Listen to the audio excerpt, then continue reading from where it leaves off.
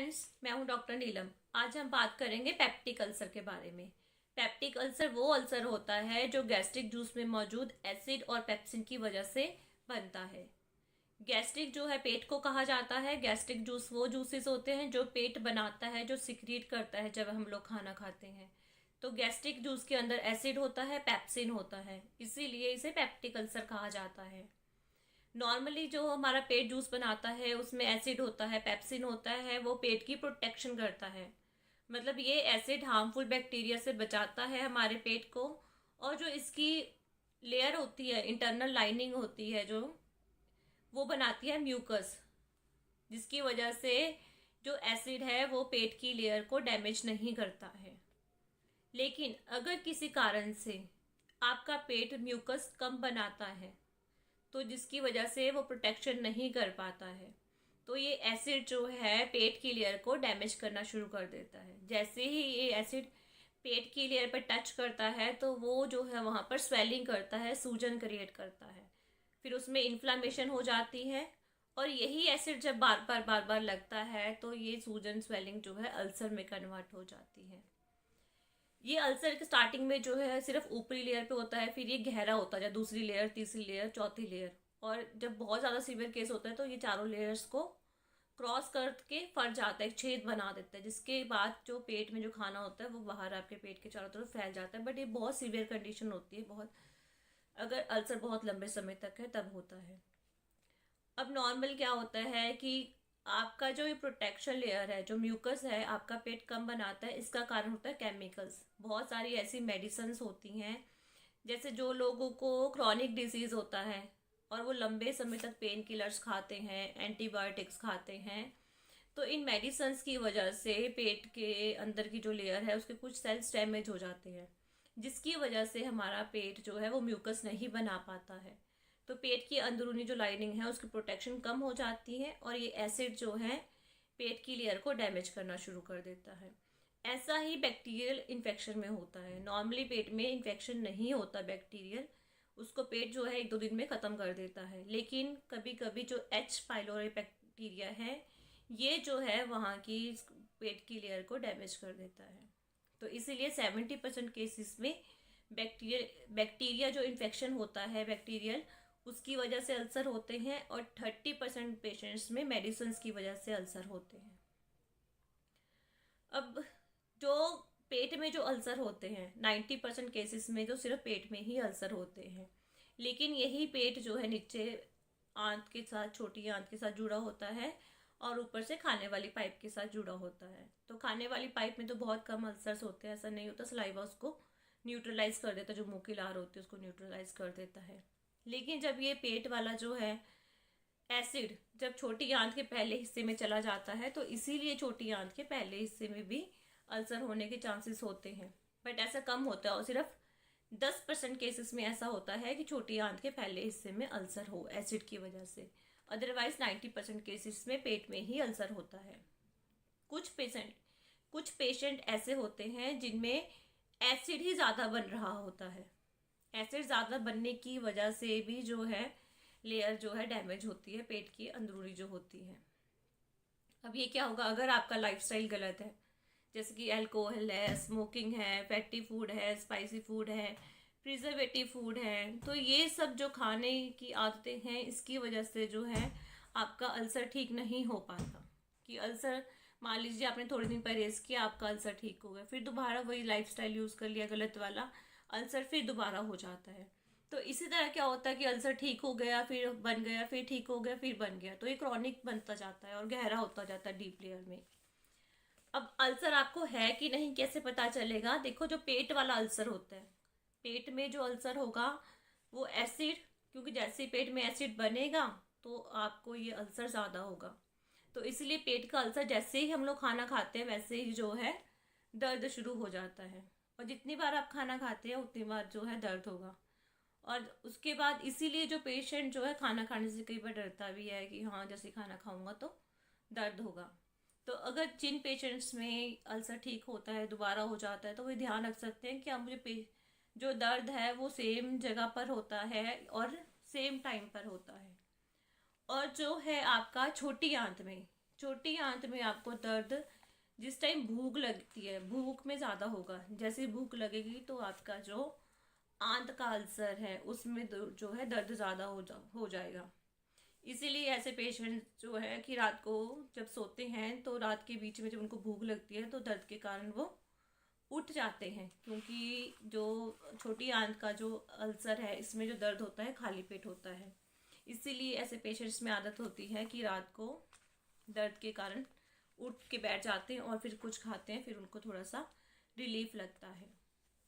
ये अल्सर अगर बिल्कुल पेट और छोटी आंत के मुंह के ऊपर है तब क्या होगा, खाना जो है पेट से छोटी आंत में अच्छे से नहीं आएगा। क्योंकि जब बार बार अल्सर होगा, सूजन होगी जहाँ पेट और छोटी आंत जुड़ते हैं, ओपनिंग जो है, तो वहाँ पे जो जगह है स्वेलिंग की वजह कोई सूजन आती है। जब हमें हाथ में सूजन आती है तो हाथ आपने देखा थोड़ा सूज जाता है, ऊपर को हमें लगता है फूला हो, तभी पता चल जाता है कि सूजन हो गई है।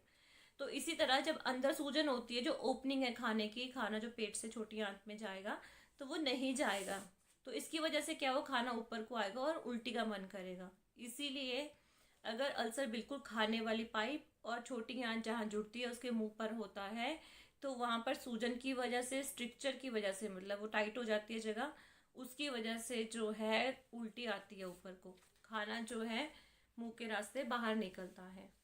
लेकिन जैसे मैंने बताया कि 30% पेशेंट्स जो है पेन किलर्स यूज़ करते हैं, उनकी वजह से होता है ये। इसके अलावा अगर कोई पेन किलर यूज़ करता है तो ऐसे पेशेंट्स में जो है दर्द कम होगा, सिर्फ एक डिस्कम्फर्ट सी, एक अनइजीनेस सी होगी। क्योंकि पेन किलर यूज़ करते हैं तो पेन की सेंसेशन जो है वो प्रेस हो जाती है, उतनी नहीं होगी, तो उनको ऐसा लगेगा जैसे कुछ हो रहा है, डिस्कम्फर्ट और अनइजीनेस लगेगा। हाँ, ऐसे पेशेंट में भूख नहीं लगती, भूख कम हो जाती है और एक एंजाइटी हो जाती है, वॉमिटिंग भी हो सकती है ऐसे पेशेंट्स में। अब इसका देखो लक्षण जैसे मैंने बता ही दिया है कि दर्द है, दर्द जो है पेट वाले अल्सर में खाने के बाद होगा, इंटेस्टाइन में जब भूख होगी तब होगा। ऐसे 1/3 पेशेंट्स ऐसे भी हैं जिनमें जो है कोई लक्षण नहीं होता, कुछ भी नहीं होता।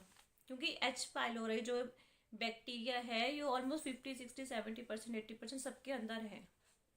क्योंकि ये बचपन में इन्फेक्शन की वजह से फैलता है, खाने से, पीने से। लेकिन ऐसा नहीं कि जिनके अंदर एच पाइलोरी है तो सबको इन्फेक्शन होगा, सबको अल्सर होगा, ऐसा नहीं होता। सिर्फ 10% पेशेंट्स में ही ऐसा होता है। मतलब अगर 100 लोगों के अंदर ये एच पाइलोरी पॉजिटिव है लेकिन उसमें 10 या 20 को ही लक्षण आते हैं, उनको 20 को ही अल्सर बनता है। वही एक जिनका लाइफस्टाइल गलत है, गलत लाइफस्टाइल लेते हैं तो उनकी वजह से न्यूट्रिशन नहीं मिलता पेट को प्रॉपर। क्योंकि अगर ब्लड सप्लाई पेट की प्रॉपर नहीं होगी, जो म्यूकस लेयर है अगर उसको न्यूट्रिशन नहीं मिले तब भी तो म्यूकस कम बनेगा। 1/3 पेशेंट ऐसे होते हैं जिसमें कोई लक्षण ही नहीं आता। मोस्टली अगर बच्चों में या यंग पेशेंट्स होते हैं तो उसमें लक्षण लेट आते हैं। जो ओल्ड एज है उसमें जो है लक्षण थोड़े जल्दी आते हैं। लक्षण में जैसे मैंने आपको बता दिया कि एक तो दर्द दर्द होगा, वो मैंने बता दिया। खाने के साथ गैस्ट्रिक अल्सर जो है, जब हम खाना खाते हैं तो दर्द होता है इमीडिएट। और जो छोटी आंत में अगर अल्सर होता है तो दर्द जो है खाली पेट होता है। इसमें वॉमिटिंग आती है, क्योंकि देखो पेट में अगर खाना जो है पड़ा रहेगा लंबे समय तक, इरिटेशन होगी। क्योंकि उल्टी एक ऐसा प्रोसेस है, भगवान ने बनाया था कि अगर हम गलती से कोई टॉक्सिन है या कोई ऐसा बैक्टीरिया, वायरस, फंजाई जो है खाने में चला जाता है तो ये हमारा पेट को पचाता है। वॉमिटिंग एक प्रोसेस था जो भगवान ने बनाया है कि कोई भी इन्फेक्शन हमारे पेट में होता है उसको उल्टी के थ्रू जो है बॉडी से बाहर निकालता है। तो इसीलिए पेट में अगर अल्सर होगा तो वॉमिटिंग जो है आती है पेशेंट्स में।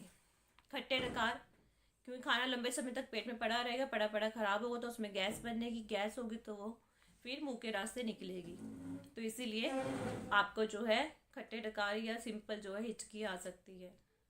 भूख जो है नहीं लगेगी, वजन जो है गिरता रहेगा, क्योंकि खाने से पेशेंट डरेगा, उसको लगता है मैं खाऊंगा तो आपका मेरे को दर्द होगा। और दूसरी बात है खाना जो है पचता नहीं, क्योंकि आपके पेट में इन्फेक्शन होगा, जूसेस और एसिड जो है उसकी वजह से जो है खाना जो है नॉर्मल प्रोसेस नहीं होगा।